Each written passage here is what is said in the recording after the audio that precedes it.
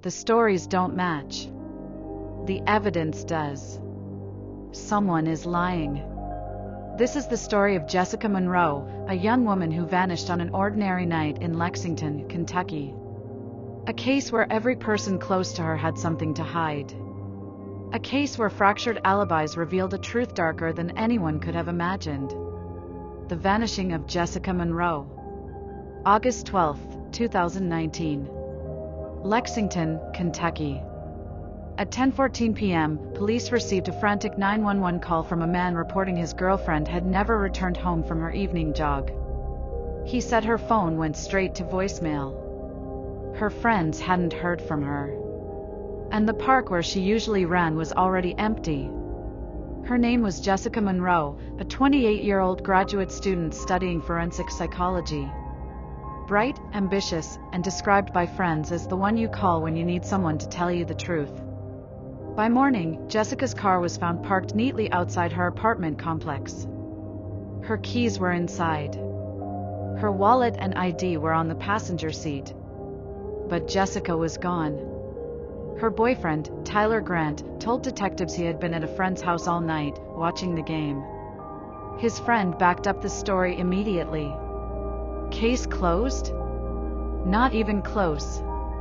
Because while the stories matched, the evidence told another truth. Jessica's disappearance spread quickly across Lexington. Flyers went up in coffee shops and grocery stores. Her professors held vigils. Her parents, driving in from Nashville, spoke through tears to local reporters. Jessica has never just walked away. She wouldn't do that. Somebody knows something. Detectives began reconstructing her last known movements. 6:12 p.m., security cameras from a campus parking lot showed Jessica walking toward her car, wearing running shoes and carrying her gym bag. 6:27 p.m., a neighbor's doorbell camera caught Jessica unlocking her apartment door, tossing her bag inside, and heading back out in jogging clothes. After that? Nothing. The trail ended at her own front door. The boyfriend's story. Tyler Grant sat calmly during his first police interview. He said Jessica texted him around 6:45 p.m., telling him she was heading out for her run. By 9:30, he claimed he got worried when she didn't respond. At 10:14, he called 911. Detectives noted his composure. Almost too calm. But his alibi checked out. His best friend, Nick, swore Tyler had been at his place from 7 p.m. to midnight watching Monday Night Football. The game itself provided a natural timestamp. Nick recalled details, the score, the commercials, even the pizza delivery that came at 8:30. On paper, it lined up. But there was one problem. Jessica's phone, recovered later in a trash bin near her apartment, had activity at 7:18 p.m. A voice memo accidentally recorded for 19 seconds. The sound of footsteps. A man's voice. Jessica saying, "Wait, why are you?" before the clip abruptly cut off. When detectives played the audio for Jessica's family, her younger sister whispered, "That's Tyler's voice." The alibi seemed airtight. But the evidence was jagged. Jessica's Fitbit data, synced to her laptop, showed her last recorded steps at 7:21 p.m., less than 10 minutes after she left her apartment. Her heart rate spiked suddenly, then flatlined. Tyler's phone record showed he texted Jessica at 7:25 p.m., "Have a good run, babe." But by then, she was already missing. Most chilling of all, a witness came forward saying they saw a man resembling Tyler near the park entrance around 7:15 p.m. When questioned again, Tyler swore he never left his friend's house. Nick doubled down on the alibi. But detectives weren't convinced. Because Tyler's cell tower data showed something different. At 7:12 p.m., his phone pinged off a tower just 1 mile from Jessica's apartment. Jessica's parents were devastated but relentless. At a candlelight vigil, her father spoke directly to the crowd. "If you know something, if you saw something, don't protect anyone. Don't lie. My daughter's life depends on the truth." The community rallied. Volunteers searched parks, riverbanks, and wooded trails. Her classmates created a digital timeline of her last steps, analyzing every detail. But behind the scenes, detectives grew more frustrated. Each piece of evidence seemed to fracture the timeline instead of completing it. And the one person who should have been Jessica's protector, her boyfriend, sat shielded by a story that didn't add up. The friend's alibi under fire. The turning point came when investigators subpoenaed Nick's smart home data. The system logged when doors opened, lights turned on, and Wi-Fi devices connected. At 7:05 p.m., Tyler's phone connected to Nick's Wi-Fi for 3 minutes. Then disconnected. At 7:09, the front door opened. Closed. Silence for nearly an hour. It wasn't until 8:11 p.m. that Tyler's phone reconnected to the Wi-Fi, right when the pizza delivery rang the bell. Nick had told police Tyler never left. But the data told a different story. So detectives brought Nick back in. At first, he stuck to the story.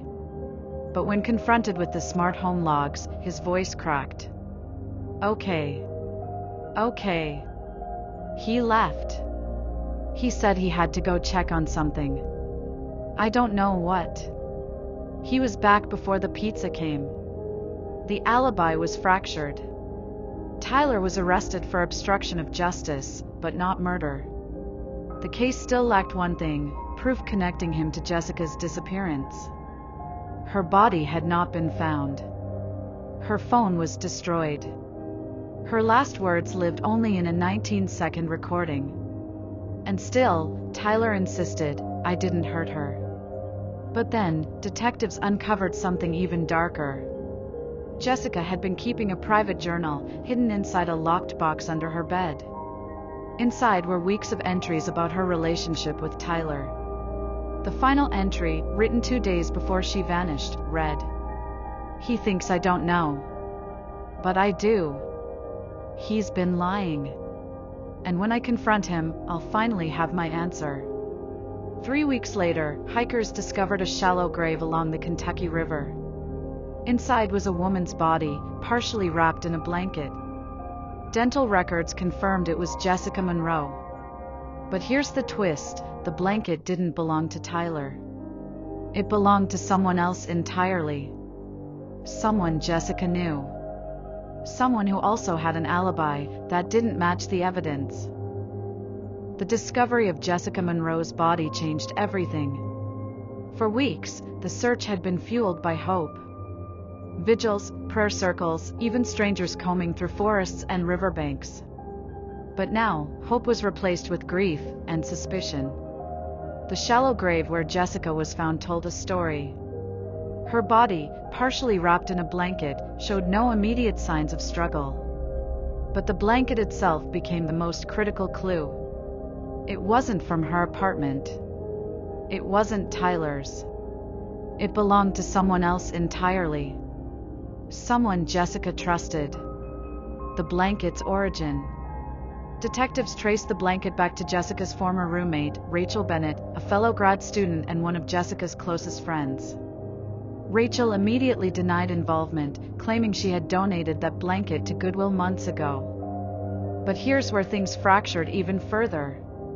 Receipts showed Rachel had never made that donation. In fact, Jessica herself had borrowed the blanket weeks before she disappeared, confirmed by text messages between the two friends. Rachel's explanation shifted. First, she said Jessica had taken it without asking.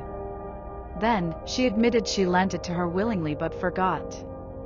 To detectives, this was no minor slip. It was a broken alibi moment. If Rachel's memory was this unreliable or this deceptive, what else was she hiding? The interview with Rachel. Rachel's official interview grew tense. Detectives pressed. When was the last time you saw Jessica? Rachel, 2 days before she disappeared. She seemed distracted. Did you notice anything unusual? Rachel, she kept checking her phone, like she was waiting for a message. From Tyler? Rachel hesitated. No. Someone else. She wouldn't tell me who. Her evasive answers drew suspicion. And then came the biggest revelation. Rachel admitted Jessica had confided in her about something she wasn't supposed to know. A research file Jessica had stumbled across in the university's restricted archives. A file Jessica believed was connected to a real, unsolved crime in Lexington. Jessica, the forensic psychology student, had been quietly investigating it on her own. And according to Rachel, Jessica feared she was being followed. Meanwhile, Tyler sat in county jail, charged with obstruction of justice for his fractured alibi. He insisted Jessica's death had nothing to do with him. In a jailhouse interview, he told detectives, "You're wasting time on me. She told me weeks ago she thought someone at the university was watching her. She said if anything happened, it wouldn't be because of me. It was convenient, maybe even manipulative." But it aligned with Rachel's testimony. Jessica had written in her journal about lies Tyler was telling her.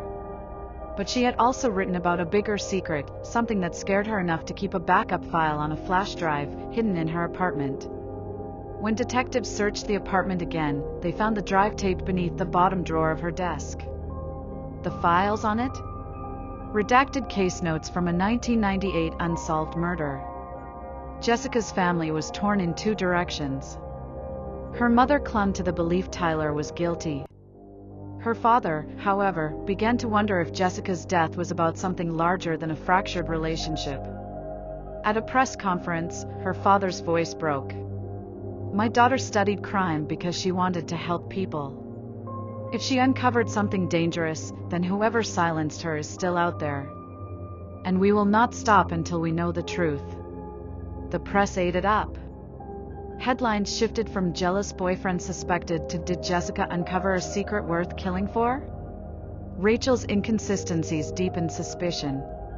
Detectives discovered she hadn't been entirely honest about her whereabouts on the night Jessica disappeared. She claimed she was at the library until 10 p.m. But library entry logs showed her card was never scanned. When confronted, Rachel broke down. Through tears, she admitted she wasn't at the library. She was at a professor's house, a married professor with whom she was secretly involved. It explained her secrecy, but not the blanket. And not the journal entry Jessica had written 2 days before her disappearance. R knows something. She doesn't want me to dig deeper. But I have to. Detectives began to wonder, was Rachel protecting herself or protecting someone else? The second alibi fractures. The investigation grew more tangled. 2 people close to Jessica, her boyfriend and her best friend, both caught in fractured alibis. But then, a chilling discovery shifted everything again. Jessica's laptop, previously examined only superficially, contained a hidden folder labeled proof. Inside were audio clips she had secretly recorded on her phone. One recording, dated just 3 days before her disappearance, captured a conversation between Jessica and an unidentified male voice. "Jessica, why didn't you tell me the case was connected to you?" Male voice, "You don't understand, Jess. If this gets out, Jessica, then people will finally know the truth. And I won't stop until they do." The voice was not Tyler's. It wasn't Rachel's. Detectives sent it for forensic voice comparison. When the results came back, it stunned the entire investigative team. The voice belonged to Nick Anderson, Tyler's best friend. The same man who had vouched for Tyler's alibi. When detectives confronted Nick, his reaction was immediate. He went pale, his hands shaking. At first, he denied it was him on the recording. But when pressed, he finally whispered, "She wasn't supposed to know." Nick refused to elaborate. He demanded a lawyer. But the damage was done. Tyler's alibi had been fractured. Rachel's story was riddled with lies. And now Nick, the seemingly loyal best friend, was directly connected to Jessica's secret investigation. 3 lives intertwined. 3 stories broken apart. And still, the central question remained, who killed Jessica Monroe? Just when detectives thought they had a clearer picture, a final piece of evidence surfaced, one that would unravel the investigation completely. A surveillance video, time-stamped the night Jessica disappeared, showed a figure dragging what looked like a heavy duffel bag through the parking garage of Jessica's apartment complex. The figure's face was obscured. But the clothing? It matched someone who had already given police their airtight alibi. The truth was never about one fractured alibi. It was about all of them. And Jessica Monroe had been closer to exposing it than anyone realized. The surveillance footage changed everything. The grainy black and white clip from Jessica's apartment garage showed a figure dragging a large duffel bag across the floor. The timestamp read 7:32 p.m., just minutes after Jessica's Fitbit data stopped recording. The person's face was shadowed. But detectives noticed the clothing immediately. A hooded sweatshirt, with a unique diagonal stripe across the sleeve. Rachel Bennett had been photographed wearing that exact sweatshirt on her social media page just a week before Jessica's disappearance. When detectives showed her the footage, Rachel shook her head furiously. "That's not me. I wasn't there. I swear to you." But her story wavered. She had already lied once about her whereabouts. And now, faced with the damning visual evidence, her credibility collapsed. She insisted she had lent the sweatshirt to someone else. But when asked who, she clammed up, refusing to name a person. Detectives left the room with more questions than answers. Was Rachel complicit, or was she being used as a shield for someone else's actions? Meanwhile, Nick remained under heavy scrutiny. The audio file of him speaking to Jessica just days before her disappearance placed him at the center of her investigation. Lawyers initially advised him to stay silent. But pressure mounted. Jessica's family began publicly demanding answers from him, and reporters camped outside his home. Finally, in a second interview, this time with his attorney present, Nick spoke. Jessica found something she wasn't supposed to. I told her to let it go. She wouldn't listen. That's all I can say. Detectives pushed harder. What exactly had Jessica uncovered? Nick leaned forward, his voice trembling. The case from 1998. The one in her files. It wasn't just some old, unsolved crime. It was connected to someone powerful. Someone who didn't want the truth coming out. He refused to elaborate further. But one thing was clear, Jessica's death wasn't just about jealousy or betrayal. It was about a secret that reached far beyond her personal life. The 1998 case. Jessica's flash drive contained fragments of a cold case, the unsolved murder of a young woman named Caroline Hayes, a university student who vanished in 1998 under eerily similar circumstances. Caroline's body was found weeks later near the Kentucky River, wrapped in a blanket. The file was heavily redacted, but one name appeared repeatedly in the margins: Professor Daniel Whitmore. The same professor Rachel had been secretly involved with. Jessica's sister, Emily, broke down during a televised interview. Through tears, she revealed Jessica had confided in her just days before she vanished. She said, if anything happens to me, don't believe the first story you hear." I didn't understand what she meant at the time. Now I do. The raw emotion tore at the community. Vigils turned into protests, with students demanding the university release all records connected to the 1998 case. But the university issued only a brief statement: "We are cooperating fully with investigators." It wasn't enough. The cracks in every story, every alibi, were widening. Detectives brought Rachel back in, this time confronting her with the professor's name. Her composure shattered. Through sobs, she admitted, "Jessica told me she had proof. She said Professor Whitmore wasn't who he pretended to be. She said she could connect him to Caroline Hayes. I told her to drop it. I told her to stop. And now she's dead." But when asked if Rachel was with Whitmore on the night Jessica disappeared, she went silent. Her refusal to answer was as good as an admission: she wasn't with him, at least not for the whole night. The fractured alibi grew deeper. Meanwhile, Tyler's obstruction charge kept him behind bars, but detectives faced a dilemma. He no longer looked like the central figure. Yes, he had lied. Yes, he left Nick's house. But was it to harm Jessica, or to protect her? Letters Tyler wrote from jail painted a picture of desperation. I loved her. She didn't trust me, but I loved her. And I knew she was in danger. I should have stopped it. I should have told her to quit digging. The public was divided. Some still believed Tyler was guilty. Others saw him as a scapegoat. And in the middle of it all, Jessica's family clung to one belief. The truth was out there, but every person around Jessica was breaking under the weight of their own fractured lies. The final breakthrough. Detectives obtained a warrant for Professor Whitmore's property. In his basement, they found boxes of old student files, lecture notes, and a blanket identical to the one Jessica's body had been wrapped in. DNA testing linked fibers from that blanket to both Jessica and Caroline Hayes, the victim from 1998.